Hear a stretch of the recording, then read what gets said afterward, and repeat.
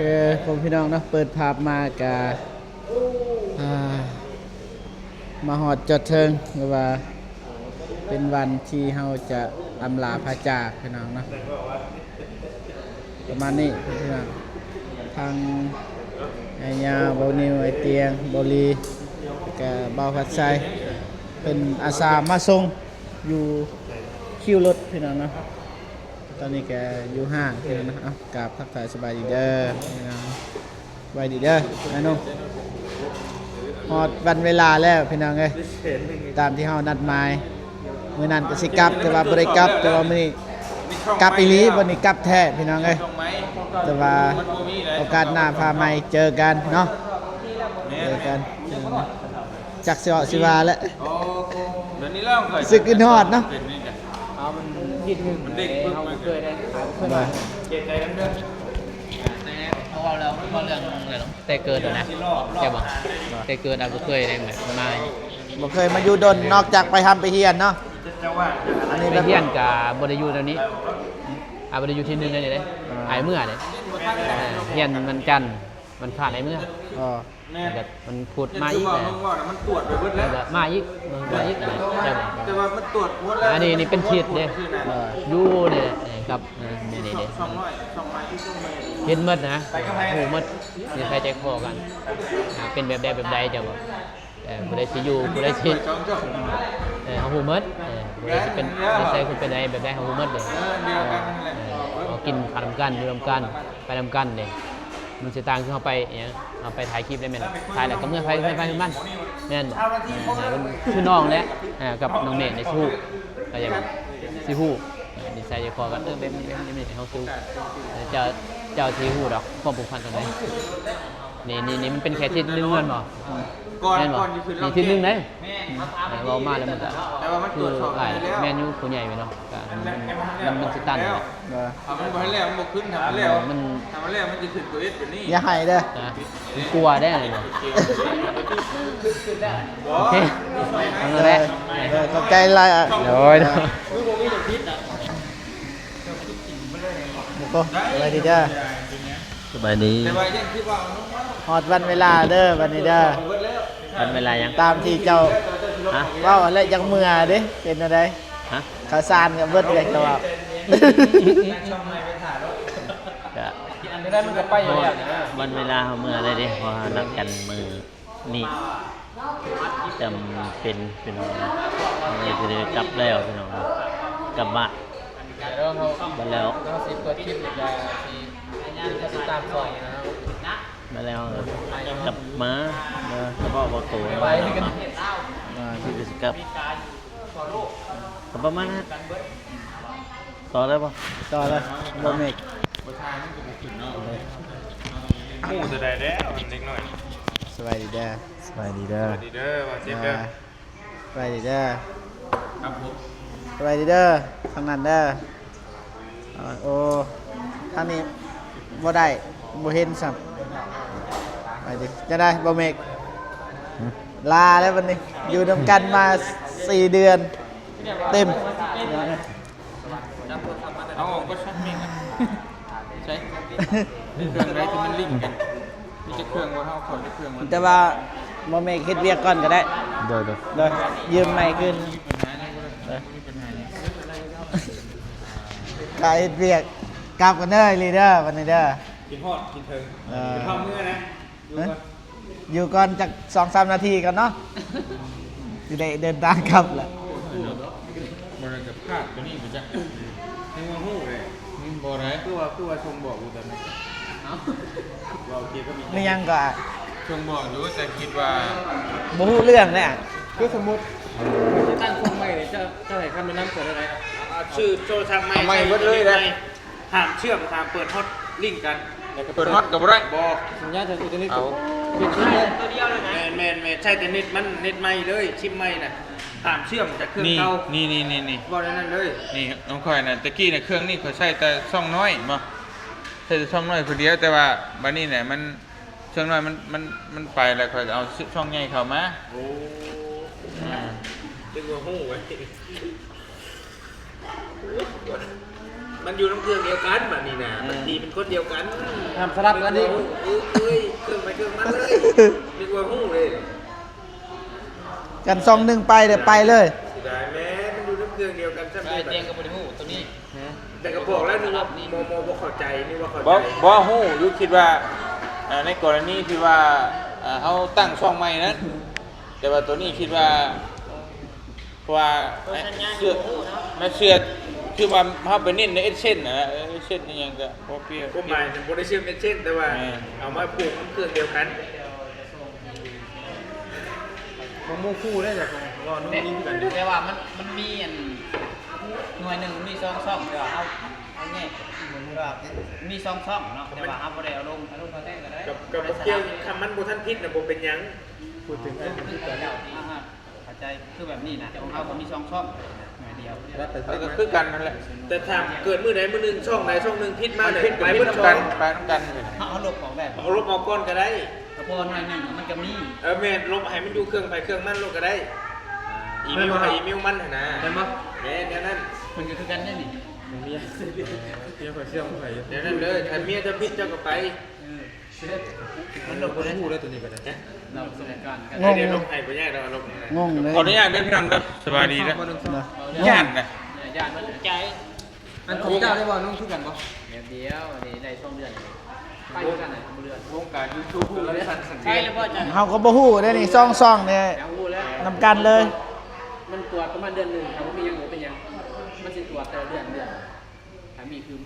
นจะเป็นเที่ยว คันกรณีว่าจะได้เอามาเสื่อมเครื่องเดียวกันนี่ เตือนอีก การ ก็ จะ ได้ นั่ง แม่นแม่น เพราะว่านึกว่าหู้แล้วเสร็จแล้ว ถ้าผมไปก็ดีเนาะยันพอมันเป็นแบบนี้เนี่ยบางเตี้ยตะกี้อยู่กับน้องเมย์เด็กอยู่มันเตือน เพราะว่ามันมีเครื่องเดียวนะ เพราะว่าอาจารย์เล่าแล้วก็ ตัว บอ นี้ กอยู่ว่า เครื่องตัวหนึงน้ำพันน้องเมฆก็ลงได้ เพราะว่ามันสิไล่พอรอดที่คนกับเรา เข้าใจ เราในกลุ่มวาน ใช่ โบไล่บางที่มันอาจจะชากกว่านี้ดิช่องนี้ เราว่าพอรอดที่คนกับเรามันสิไล่มาแต่ละคน ไม่รอด แม่นแม่น แต่ก็หมายว่า โทรศัพท์ คือ เครื่ ข อ อง ง เดีย ป ว ล่อย ค กั รั น บ ตะกี้กันนั่นนี่แล้วผูกกันเด้ช่องน้อยกับช่องใหญ่นะปล่อยปะไว้นั่นแหละแต่ว่าคิดว่ามันบ่เป็นหยังเด้ อืม มือใดมือหนึงมันก็ปั้มมาแบบเดียวกันเลยโอ้โหนี่นะถูกบิดจากช่องที่เกี่ยวข้องร้อยเลย เป็นอะไรเด้อคน หาเราคลิปเมียออกน้ำร้อน เอา ลบมาลบมา เอา เสียดาย เครื่องนี้ออกนะ นี่นะ เอา เป็นไป เอา ได้ นิ้วกันเอาช่องนั้นเสื่อมไป ของเมียนะ ทางโซ่ใหม่เขาบอกว่ามันไม่ หาเราคลิปเมียออกมา อินเทอร์เน็ต เกี่ยว ใหม่ กับอะไรเนี่ย ไฟเดียวก็ได้ ตัวอย่างมาเฮาบ่มีโทรศัพท์นี่เด้บัดนี้ มันมี บ่มีก็จำเป็นแล้ว ซื้อไหม เช่นโทรศัพท์ก็ชิร้ายขึ้นบ่เจ็ดแต่หูบ่ย้อนหยังนั่นนี่แล้ว อ๋อ เออตะกี้กับมีดำเครื่องนี่มันหลายขึ้นนี่ไงยอดนี่แล้ว ย่อมได้หาเงินซื้อแต่โทรศัพท์ นั่นแหล้ว ซื้อโทร ไอ้ ศัพท์ กับปิดช่องน้อยนี่ก็ชื่อตัวนี้ตั้งไม่อีกก็ลืม คะแนนว่าโทร คาด ศัพท์ คาดตัวนี้เฮง โทร เล ศั ย พท์ดำ4-5,000 บาทมืออันนี้ เออ ก็ตัวนี้กับโมดอนดอกเป็นยังไงมันตรวจเองโมดอนดอกมันตรวจกำลังเลยเดือนหนึ่งเดือนแบบ อืม เดือนหนึ่งผ่านเลยครับมันขึ้นเที่ยวปุ๊บขึ้นเที่ยวแล้ว ได้ยินนั่นผู้จะโทรมาหาแล้วบอกว่า ยังท่านได้ตรวจเขาหากระเสื่อมบางใดตัวนี้เสื่อมบางคาจะขึ้นมันจะเล่าใต้นี่ครับมันคือเฮาบัดจากเน้นความสะดวกนะพี่น้องเลยสมมุติว่านี่คือน้องเมฆถ่ายตัวคลิปเครื่องนั่นเหมือนกำลังตัดอยู่แม่นบ่เฮาสิถ่ายคลิปใหม่เฮาก็ต้องเอาโทรศัพท์เครื่องใหม่ตาทานะมันรอขึ้นมันรอเครื่องเดียวมันบ่ไหวดิ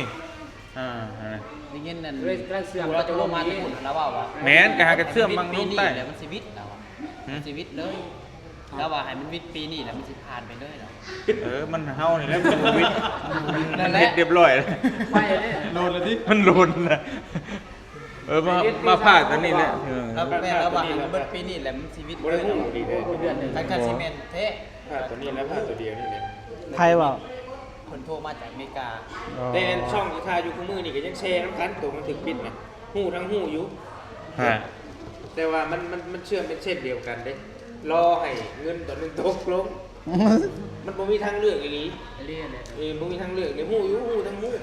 แต่ปล่อยแชร์ไปหั่นนี่กันน่ะ มองเขาบริเงินเลย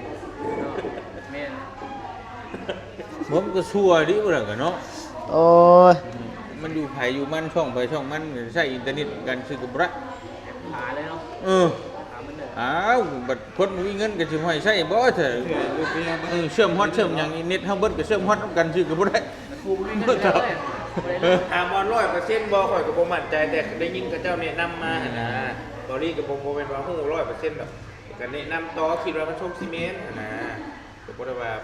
100%แต่ก็บ่จำเป็นก็บ่ใช่จริงบ่นี่ ตัวนั้นก็ได้ยินแต่ดนอะไร ได้ยินเขาเจ้าเว้ามา ได้ยินแต่ดนนะครับว่าแบบคล้ายๆคือเฮาโกงอะนะตัวอย่างเฮาอยากปั่นวิวอหยังคาใส่ไวไฟอหยังนำกัน เขาเบิ่งคลิปเขาเองหั่นนะประมาณนั้นแหละประมาณนั้นแหละ เขาสิว่าเฮา จับได้อินเทอร์เน็ตได้เด้ เฮาสิโกงนะเบิ่งไวไฟเสื่อมรายหน่วยแล้วก็มาเบิ่งอะนะ แม่นแหละแม่นแหละประมาณนั้นแหละ วิ่งกันด้วยอินเทอร์เน็ตเดียวเนี่ย ถูกต้องแล้ว นี่ได้มันก็บ่ทันไป อ่า ทันแล้ว ยังเดือนอีกเดือนปลาย2 เดือนนะ คือตอนนี้เราจะมันมีอะไรเขาจะทางนึง สิมีมันจะใช่ พวกนี้เนี่ยมีแต่ ซื้อ มีแต่ช่องนี้แล้วเขามันสิบ่ไปช่องตัวใหม่นี่แหละ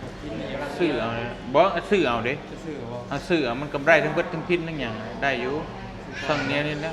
เส้นเลย เอเซนเลยมันก็ได้ปกตินะเงิน เด้อ ช่องเดียวนี่แหละ ดาวเด้อโทรศัพท์ แต่ก็ เจ้า ช่อง เด้ ตั อ วตั้งใหม่ยังบ่ได้พิน ดาวแล้วแต่ละเดือนเขาสิให้เดือน2ล้าน ตัวนี้ได้นะตัวนี้แหละตัวนี้ยังทำบ่ได้พิน ฮะบ่มันหน่วยเดียวนี่เสี่ยงได้บัดนี่ เดี๋ยวดาวก็ได้เสื่อมต่างเลย ฮะ อินเทอร์เน็ตต่างก็ใส่ต่างกัน มาใช้อินเทอร์เน็ตต่างกันเฮาสิใส่อีเมลเฮาอยู่นี่ในเครื่องโมโก เส้นเลย ให้บ่โมโก ยังมาใส่ไม่ใส่เวลา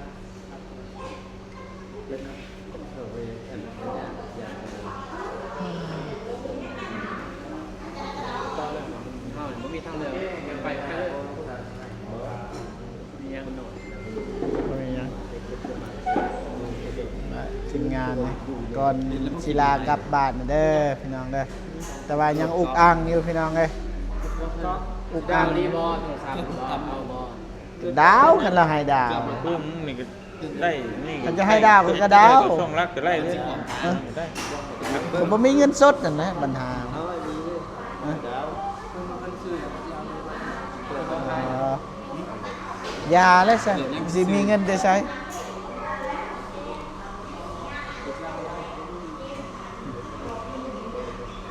ยามาแล้ว เอ้อ โอโปเนี่ยหายซะโอโป15K Oppo สั้นตรงกิก ยา32กิก ฮะ เอาไรพาโลอีก บอก ไม่ยันเอาไร อันนั้นก็เอาลุงบ่นั่นก็โอ้ เป็นสัง เกือบตามคือรถเกือบตามรถเกาะ ใช้ ดูเกาะเราเกือบรถเกาะเราจะต้องเห็นเราไปตัดหนาเขานะ บ่เราเป็นคนตัดหน้าเราเป็นคนผิดเด้อฮะ ใช่เบิ่ง สร้างเอาลุงแท้ ให้ FC เบิ่งหน่อย เราตัดหนาบ่ เราเป็นคนตัดหน้าเขาเด้ไปหักลัดลิ้นเขาเด้ เกือบเนาะ ฮะ เขาจนฮักหนี้ผมขาดเลนไปเลย โอ้ นั่นก็ยังเอาลุงเขาจะเอาผิดก็ได้นะหั่นแต่เขาเชื่อ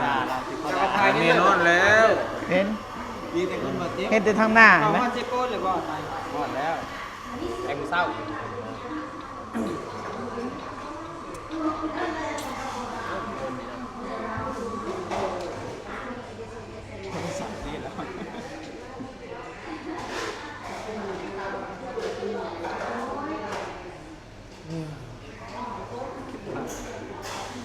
กับบาปไปเลยพี่น้องเอ้ยแต่ละคนโศกเศร้าแล้วซึ้งไปกับญาติ เป็นอะไร ยากไปก่อนเนาะ เป็นญาติเนี่ยญาติเป็นจะได้ ญาติจำเป็นเนาะมันเกิดกันแก้ไม่ได้ก็ได้มาก็ได้คนเอาเองเนี่ยว่าขอได้เอ้ย ควายช่องเดียวเนี่ยเนาะไปกันเลย เพราะว่าโอกาสเปอร์เซ็นต์มันสูงแห้งน่ะยกตัวอย่างนี่อันนี้เฉพาะแต่ของบ่อเตียงพี่น้องแต่ว่าคือของบ่อแก้วเด้ของเบาอันจิตนั่นน่ะคือของบ่อแก้วก็ใช้หากระตั้งนี่ท่านได้ทายใช้พ่อพิดิกเนาะคือเฮานี่บ่ว่าแล้ว มันเหลกเหลวอะไรมันสมปิสมพันธ์นะทายมาตั้งแต่5-6 ปีมันร่วมกัน มันมีครบเบัดนั่นแหละแต่คือของบ่าวแก้วหรือว่านี่ฮะ ได้200คลิปเนี่ย คือคลิปอันล่าสุด ไปเนาะ ไหลอาดลาดเนี่ย นั่นแบบว่าจักแบบใดนะแต่อารมณ์เป็นนี่แหละทางเบิ้งถ้ารอดกับบุญหลายอันเนี้ย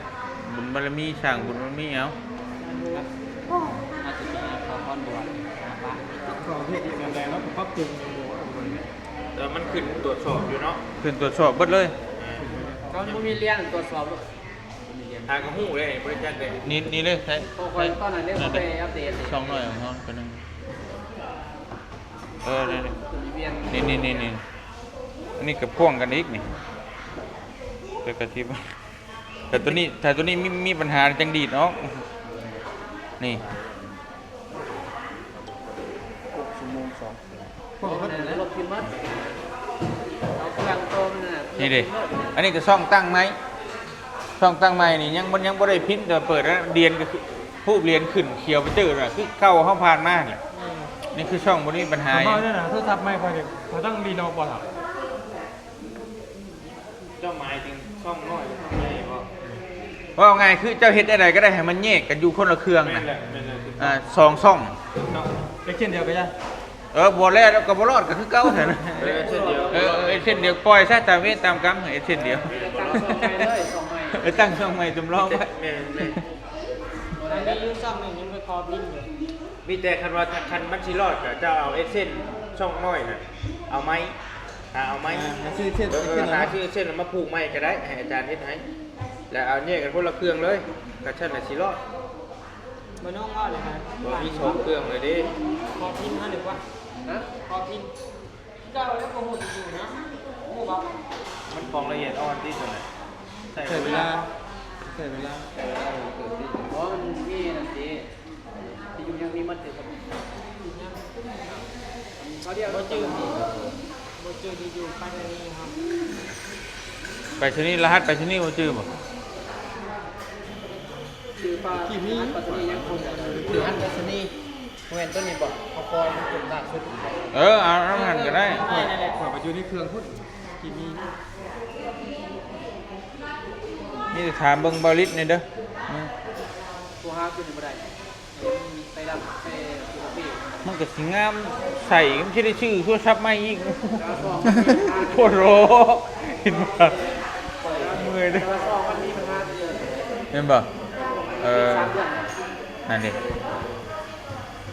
แต่เปิดได้แล้ว ไปเลยแล้วแต่รู้ปัญหาแล้วเบิ่งมันเรียนเนาะ แม่น เรียนมีปัญหาแล้วตอนนั้นมันเป็น3 หนึ่งสองว่าเรียนขึ้นมีปัญหาสามมาคือราคาหมอขายแพงบ่นะ เพลงเนาะ เด้พวกเบาเปลือกเบาหยับปานนี้บ่ได้บ่ฮะ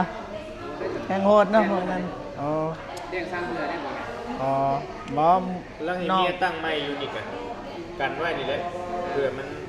บ่รอด เรานั่นจะมี เอามาดึงมาใช้ทำใจไว้เพิ่นเลยนะ อีนี่ สมมุติว่าโทรศัพท์เฮาบ่นั่นเฮาล้างเครื่องเอาบ่ได้ เด้เอ็กเซน บ่สมามันได้แล้ว ได้เอามาเซ็งดีนี่ มันมีกระเจ้าส เฮา อน ล้างเครื่องเอาล้างเครื่อง อยู่ทุ่งวายนะ ก็น่าจะโอเค ไปกัน ใน YouTube น่ะ เออ เขาสอนอยู่ ล้างไว้พอพี่ ต้องเพิ่นบ่ แม่นแบบว่าเฮาบ่ มันสิคายบ่ แม่น เฮาล้าง ได้อยู่ ก็น่าจะได้อยู่ คนทุ่งวาย เปลี่ นะ ยนซิมใหม่สินะ ใหม่ทุก คน อย่า ทุ่ ง งวาย เปลี่ยนซิมใหม่น่าจะได้ ได้แต่คนขึ้นด้วยเด้ ไปกับโบโกช่วงนั้นได้เขาจับกัน ได้ นะ เคยตั้งช่องใหม่ในเครื่องเก่าแต่มันบ่ได้ตั้งนั่นแหละก็บ่ได้ โอ้ตั้งใหม่ แม่นตั้งในเครื่องเก่าที่มันถือปิดได้บ่ได้ แต่ว่ายังไม่ได้ล้างเค เมื่ รื่ อ อง เฮ็ด ด้วย แล้วก็เลยไปซื้อเครื่องใหม่มาตั้งมาโยงกันได้ แต่ว่ายังไม่ได้เพื่อล้างเครื่องมาเบิ่งเนาะ ยังนั่นล่างคือเจ้าว่าน่าจะได้บ่เจ็บบ่ได้สึกหยังเลยล่ะจะว่าเรื่องเจ้า ขอโทษด้วยนะพี่น้องด้วยในช่องบ่เจ็บรถมันเป็นเรื่องใหญ่เลย เลยเลย สำหรับทีมงานเฮาว งการ YouTube ประชุม สั่นสะเทือน สั่นสะเทือนก่อนลา บ่ถนัดอยู่ดอกนะเพิ่นถนัดอยู่ เจ้าพ่อนั่นบ่ เฉพาะ AI เฉพาะ AI ยังพอจะพอหัวขอบ เออจะพอคนเทศ สะเทือนใจสะเทือนใจเด้ เจ้าพ่อโขง งานร้องไห้ก่อนลากลับน่าดีเลย ว่าคำว่าได้นั่นนึงเท่ากับที่เอาอันน่ะเอเซนมาเอาตัวนี้ซะเอาเอเซนมันจะตัวช่องใหม่จ้ามันจังพอให้มันเอาช่องนั้นเอาเอเซนเดียวกันนะเขาจะได้เอเซนมันยังหน่อยกันโอเคเพราะว่าตัวนี้มันเพื่อชิลอพินมากก็ที่นี่ได้ เอาได้เมื่อกี้นี่สองห้าเลยช่างเป็นไง เพื่อจะเขาก็ได้อยากได้เงินเพื่อได้เติมน้ำมันนี่แหละมันบ่ได้เพื่อชิลอ จะลบคลิปลบอยู่มั้งเลย หลังมั้ย ร้อยเสียงมีปัญหาอย่างนั้น น้องสอนเขาด้วย มันผิด แม่นบ่เกี่ยวกันนะ ผิดแดงสองเขา ตัวนั้นมันขึ้นบ่ขึ้นกับบ่ว่านะครับบ่อยากลิงก์ใช้เช่นเดียวกันนี้ แล้วคนมันจะได้เด็ก ทีนี้เขาก็อะไรตัวหนึ่งมันมากกับยามันมากกันเนี่ยมาใส่เลย สองเทื่อได้เด้ตัวเจ้ากอกคือเลขเด้มันก็นับได้หั่นกอกเฮากอกนั่นก็ถือว่ายืนยันแล้วก็ตัวนี้เฮายืนยันนี่คือเฮายืนยันซ้ำทองไปอีกนะมันบ่ยังบ่มาอีกซ้ำ3อีก มาซ้ำซี ซ้ำ4บัตรซ้ำ4พุ่นแล้วจังจบ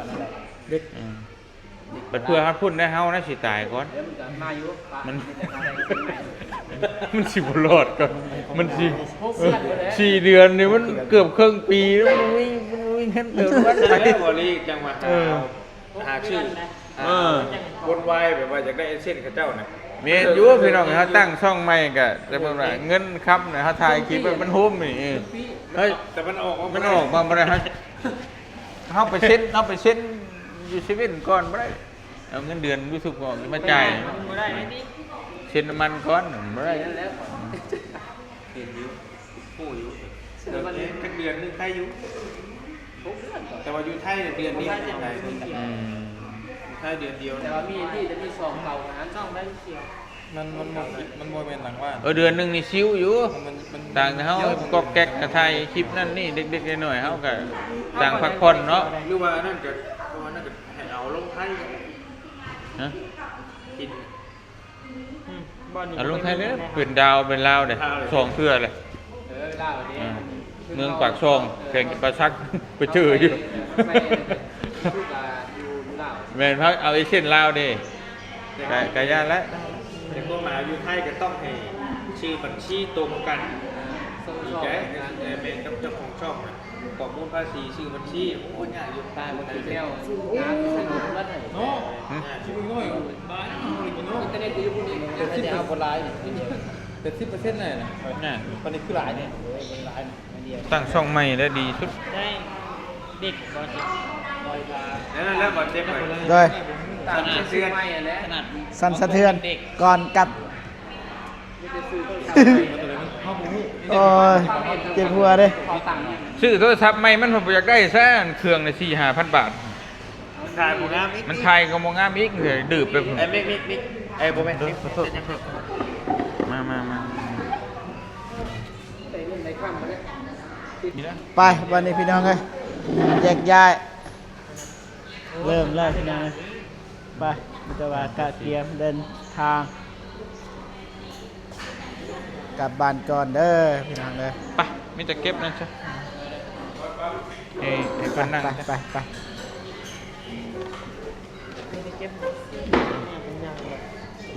นี่ลงมาฮอดพี่ ไปพี่น้องเลยประมาณนี้เด้อพี่น้องเลยเยี่ยมแล้ว ฮะ เดี๋ยวไปละวัน บอสมาถามไอ้บ่ได้แล้วบัดนี้ต้องถามเพิ่นได้บัดนี้ เลย ฮะบอสเราว่าสิกลับแล้วว่าสิถามพุ่นน่ะลาวใต้พุ่นแล้วฮะพุ่นก็ได้ห้องน้ำใช่ ไปประมาณนี้พี่น้องเลยเนาะแต่ว่าว่าคลิปก็สิจบคลิปก่อนเด้อพี่น้องเด้อแต่ว่าถ้าติดตามตอนต่อไปคลิปของทีมงานพี่น้องเนาะ ว่าสิออกเมื่อจากโมงแต่ว่าตอนนี้เบาเก็บสิจบคลิปก่อนพี่น้องเนาะโอ เคพี่น้องนะเบาจิบก็สิจบคลิปก่อนนะกันก็ขอบอกขอบใจขอบคุณสีทุกท่านก็มาให้กำลังใจตลอดมาพี่น้องนะเจอกันคลิปหน้าเด้อพี่น้องนะ